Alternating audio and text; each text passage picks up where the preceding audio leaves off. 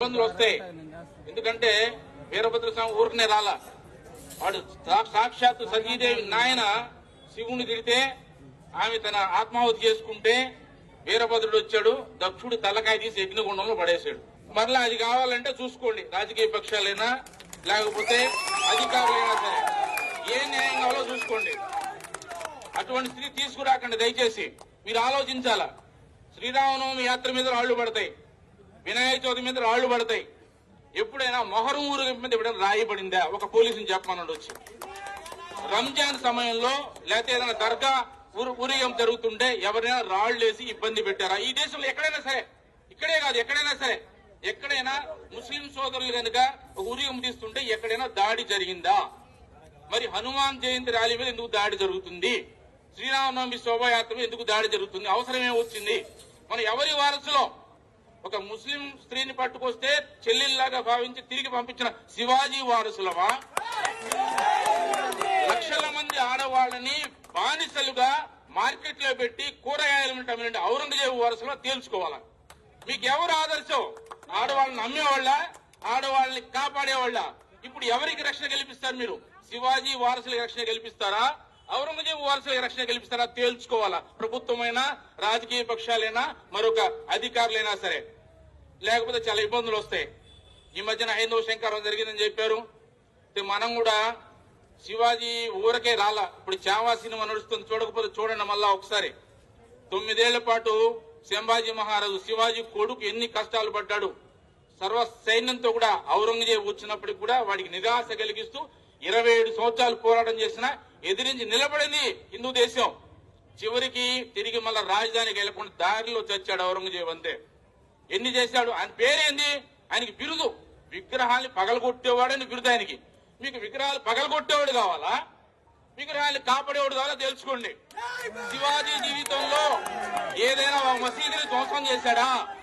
ఎవరైనా ముస్లిం కన్యని అవమానపరిచాడా? ఖురాన్ అవమానపరిచాడా? ఆ రాజు వారసులం మేము. ఇక్కడ ఔరంగజేబు చేసిందేంటి? కాశీ, మధుర అన్ని దేవాలయాలు పగలగొట్టించాడు. 40,000 దేవాలయాలు పగలగొట్టించాడు. వాడి వెనకాల నిలబడతారా? దొంగ వెనకాల నిలబడతారా? ఇది న్యాయమేనా? ప్రభుత్వానికైనా ప్రజలకైనా? కొద్దిమందికి నాయకత్వం కావాలి. ముస్లింలలో గుర్తొచ్చింది, మా తాత కూడా బ్రాహ్మణుడు అంటాడు ఫరూక్ అబ్దుల్లా. అది ఇక్కడ హిందూ సోదరులే, వాళ్ళందరూ కూడా ముస్లింలందరూ కూడా ఒకప్పుడు మతం మార్చబడిన వాళ్లే. వాళ్ళ మాయాజాలను పడి పదవీ కాంక్షతో ఉద్రేకాలు రెచ్చగొట్టి ఊరేగుల మీద రాళ్లేయించి నాయకులుగా ఎదగాలంటే ముస్లిం యొక్క ఉగ్రవాద నాయకత్వాన్ని తిరస్కరించాలా ముస్లిం సోదరులు? లేకపోతే నష్టపోతారు రాబోయే రోజుల్లో. అది గుర్తించాలా. ప్రభుత్వం కూడా గుర్తించి ఇటువంటి న్యాయపరమైన హక్కులు ఎక్కడుంది? రోడ్డు మీద పోకూడదన్నదా? పోయినసారి చూసాం, హనుమంత్ జయంతి యాత్ర జరుగుతుంటే ఆర్టీసీ బస్ స్టాండ్ దగ్గర పోలీసులు బ్యారికేడ్స్ పెట్టి మీ దాన్ని పోవద్దు, ఆ పక్కన పోండి అన్నారు. సిగ్గుచేటు కదా. మీరెందుకు ఉంది తుపాకీ? దేనికి? లాఠీ ఎందుకు ఉండేది? రోడ్డు మీద, పబ్లిక్ రోడ్డు మీద పోరా అంటే ఎవడైనా రౌడీ చేసి వాడి పక్కన నిలబడి వాడు దూరంగా ఉండే, నువ్వు ఇంట్లో కూర్చోమని మాకు చెప్తారా? అందుక మీరు ఉండేదే. రౌడీ చేసి పక్కలో వేస్తారా? తేల్చుకోవాలా. ఏది లా అండ్ ఆర్డర్ అంటే ఏమిటి? అసలు ధర్మం ప్రకారం అనుమతి తీసుకుని పోయేవాడికి రక్షణ కల్పిస్తారా? అధర్మంగా శాంతియుతంగా పోయేవాడు రాళ్లేసేవాడికి రక్షణ కల్పిస్తారా? తేల్చుకోవాలా యంత్రాంగం. సాక్షాత్ మనం గౌరవమైనటువంటి జిల్లా మేజిస్ట్రేట్ వారి కార్యాలయం దగ్గర నిలబడి ఉన్నాం. మనం న్యాయాలయాలు వాళ్ళకి తెలుసు ఏది మంచి ఏది చెడ్డో.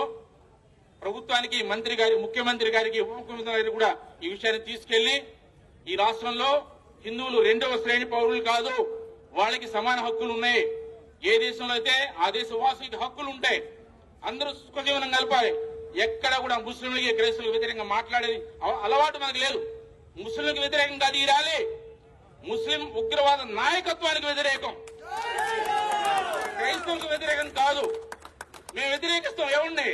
భారత్ మాత చేయకపోతే వ్యతిరేకిస్తాం ఖచ్చితంగా. వాడు ఎవడైనా సరే. రావణాసురుడు ఎందుకు చంపాడు? ముస్లిం వాడు చంపాడు. రాముడా? కంసుడు ఎందుకు చంపాడు? కృష్ణుడు మేనమామేనే.